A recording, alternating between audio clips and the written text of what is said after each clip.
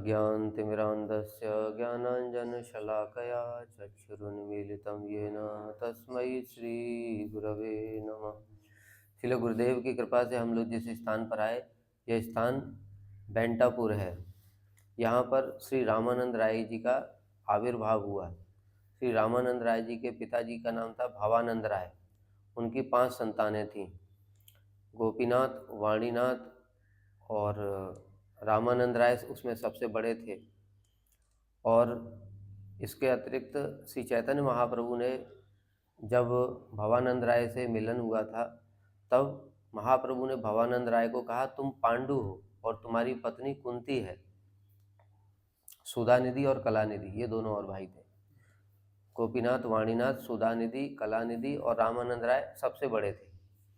ये 5 पांडव के अवतार बताया श्री चैतन्य महाप्रभु ने। किंतु जो पांडव हैं उनको तो गंभीरा में प्रवेश नहीं हो सकता। तो फिर श्री रामानंद राय जी का वास्तविक स्वरूप क्या है, श्री गौर गणोदेश दीपिका में श्री कवि कर्णपुर ने बताया है, उनको ललिता सखी भी बताया है। लेकिन श्रील भक्ति विनोद ठाकुर ने अपने भाष्य में उनके दर्शन जो किए वो विशाखा सखी के रूप में किए, इसलिए गौड़ी वैष्णव लोग उनको विशाखा सखी का ही अवतार मानते हैं। किंतु उनके अंदर में अर्जुन पांडव का भी प्रवेश है। एक अंश से जो पांडव अर्जुन है, पांडुपुत्र अर्जुन, वो उनका भी प्रवेश है। उसके अतिरिक्त उनके अंदर में अर्जुनिया गोपी का भी प्रवेश है, और वो विशाखा सखी मूल रूप में विशाखा सखी है।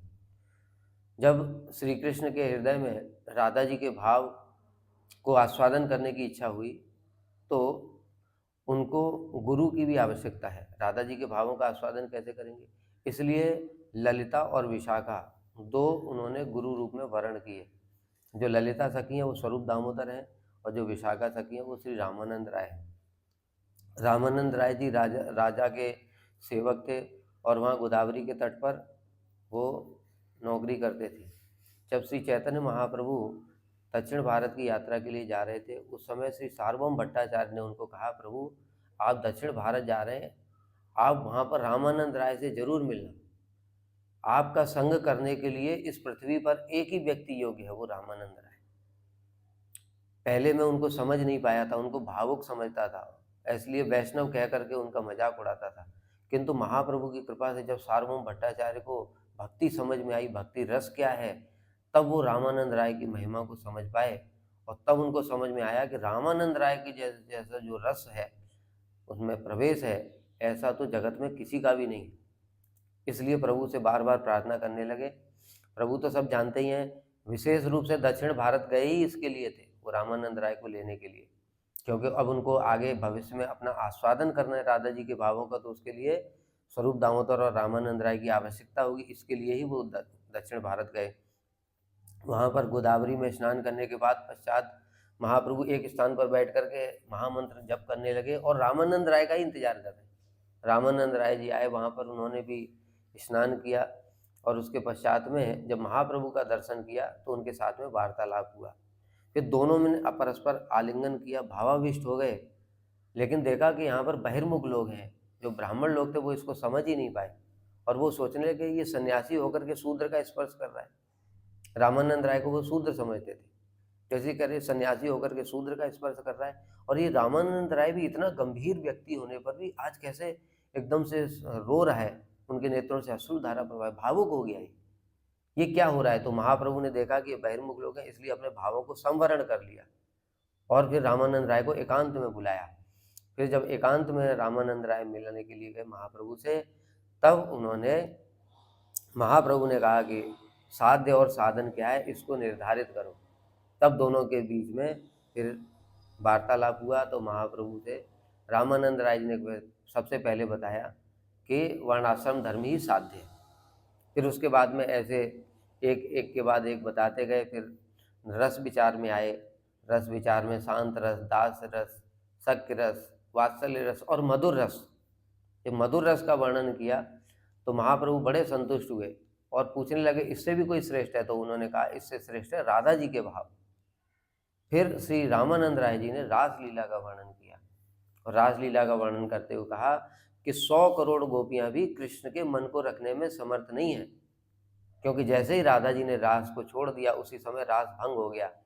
और अनयाराधितो नूनम भगवान हरिरीश्वर यन्नो विहाय गोविंद प्रीतो यामन यद्रह, के 100 करोड़ गोपियों को छोड़ करके कृष्ण केवल राधा जी को लेकर के एकांत में चले गए।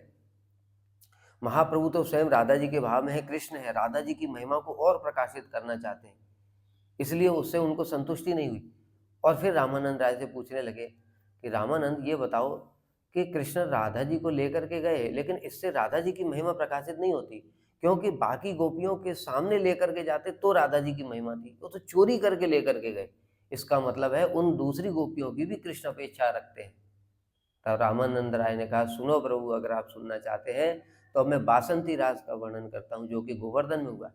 पहले वर्णन किया उन्होंने पंचायती रास, शारदी रास भी उसको बोलते हैं। उसमें स्वपच्चा, विपच्चा, तटस्था, सुहृद सब प्रकार की गोपियां हैं, और नित्य सिद्धा और साधन सिद्धा दोनों भी हैं। लेकिन जो बासंती रास होता है, जो जयदेव गोस्वामी ने वर्णन किया है, उसमें केवल नित्य सिद्धा गोपियां हैं। और उसमें वर्णन आता है, कंसारिरपि संसार वासना बद्ध श्रृंखलाम राधाम आदाय हृदय तत्याज प्रति सुंदरी, कि जो कंसारी कृष्ण है वो सभी गोपियों के सामने ही, जब राधा जी ने रास जैसे ही छोड़ा, कृष्ण उनके पीछे पीछे चले गए। इससे प्रमाणित हो जाता है कि राधा जी ही अन्य गोपियों की अपेक्षा कृष्ण को सर्वोत्तम प्रिय है। तो इस प्रकार से राधा जी की महिमा बताई, और फिर महाप्रभु अत्यंत आनंदित हो गए और कहने लगे, क्या इससे भी कोई श्रेष्ठ वस्तु है? तो फिर रामानंद राय ने कहा, प्रभु इससे श्रेष्ठ को पूछने वाला तो इस ब्रह्मांड में कोई भी नहीं है, लेकिन फिर भी अगर आप जानना चाहते हैं तो मैं बता देता हूँ। इससे ऊपर जो होती है एक स्वसंवेद्य दशा होती है, स्वसंवेद्य दशा होती है, जिसमें कि नायक नायिका दोनों अपने परस्पर के भेद को ही भूल जाते हैं, जो कि हमारे परम गुरुदेव ने भी वर्णन किया है। तब उन्होंने, रामानंद राय ने स्वरचित अपना लिखा हुआ गीत उनको सुनाया कि पहले मैंने आपको देखा और उसके बाद में हम दोनों मिले, हम दोनों में अनुराग हुआ, राग मिलकर ऐसा लगा वो राग ने पीस करके हम दोनों को एक कर दिया। तो न सो रमण ना हम रमणी, आप रमण हैं मैं रमणी हूँ, ये भी भाव विलुप्त हो जाता है और दोनों मिलकर के एक हो जाते हैं। इसलिए हमारे परम गुरुदेव ने जो एक अष्टक लिखा है, राधा विनोद बिहारी तत्वाष्टक, उसमें वही संवेद्य दशा है, जिसमें नायक नायिका परस्पर भूल जाते हैं, मैं नायक हूँ ये नायिका है, और उनके अंदर वो भाव विलुप्त होकर दोनों अपने आप को एक ही समझते हैं। राधा चिंता निवेशन यस्य कांतिर विलोपिता, श्री कृष्ण चरणम वंदे राधा लिंगित विग्रह, सेव्य सेवक संभोगे द्वयोर भेदा कुतो भवेत, विप्लंबे तो भेदा सर्वस सदा विवर्धते। मतलब सेवक और सेव जब मिलन होता है तो दोनों में, मैं सेवक हूँ ये सेविका है, ये भूल जाते हैं। सेवक कभी सेविका हो जाता है, और कभी सेविका सेवक हो जाते हैं, ऐसे दोनों में परस्पर हो जाता है। इसी को स्वसंवेद्य दशा कहते हैं। और जब विप्रलंब होता है तब भेद समझ में आता है कि हाँ, मैं जो कृष्ण की प्रेमिका हूँ और कृष्ण मेरे प्रेमी हैं, इस प्रकार का भेद उत्पन्न होता है। तो इस प्रकार से जब महाप्रभु ने सुना तो महाप्रभु अत्यंत आनंदित होकर के, और फिर उन्होंने रामानंद राय का मुख बंद कर दिया कि बस इसके आगे और कुछ मत बोलो। और फिर उन्होंने रसराज महाभाव उनको दर्शन कराया।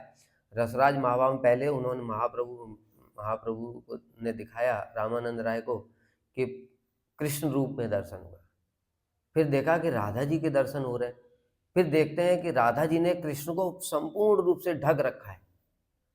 तो ये जो है, ये जो स्वरूप था, ये रामानंद राय ने पहले कभी नहीं देखा। रसराज महाभाव, रसराज कौन है? श्री कृष्ण, महाभाव है श्रीमती राधा रानी, और दोनों एक ही रूप में मिलित होकर के किस प्रकार से महाप्रभु के रूप में प्रकट हुए हैं, ये जब रामानंद राय ने देखा तो देखते ही मूर्छित होकर के गिर पड़े। यहाँ पर गुरुजी बड़ी विशेष बात बताते हैं कि देखो, रामानंद राय तो विशाखा सखी है, उन्होंने कृष्ण को देखा है, कृष्ण को देख करके मूर्छित नहीं होंगे।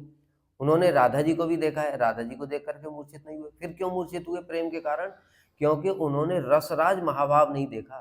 कृष्ण को देखा, लेकिन राधा जी अपने समस्त श्री अंगों से कृष्ण को ढक करके कैसे ढके हुए हैं, जैसे वहां पर वर्णन भी आया। कविराज गोस्वामी कह रहे, पहले देख लूं तुम्हार सन्यासी स्वरूप, हे वे तुम्हार देखी मुई श्याम गोप रूप, तुम्हार सम्मुख देखे कांचन पंचालिका, तार गौर कांते तुम्हार सर्व अंग ढका।